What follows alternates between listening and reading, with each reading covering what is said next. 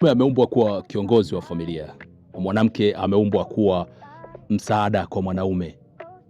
Yaani kama vile kunakuwa na dereva, kisha kunakuwa na kondakta. Sio kwa dharau, ni kwa heshima. Nina watoto wa kike. Ikitokea watoto wangu hawajawa wasaidizi wazuri kwa waume zao, kwamba hakuna wanachowasilisha kwenye familia yao isipokuwa lile tendo, basi nitakuwa radhi nirudishiwe watoto wangu wa kike, nihangaike nao mwenyewe, kwa sababu ni mimi ndo nakuwa nimekosea kuwalea.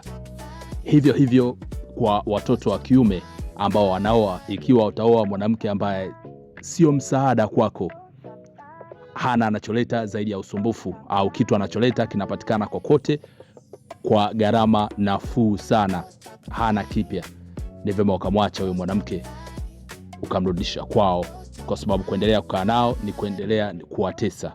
Kwa sababu kukaa na mfanyakazi ambaye hana mchango wowote kwenye kampuni, mara nyingi anakuwa naye kwa bench, hapati madili, hapati kazi zenye fuba, unajua anadharaulika, hazingatiwi, hathaminiki. Ile kitu inamuua kiakili. Mwisho wa siku anashindwa kuwa msaada hata kwao kwenye familia yao.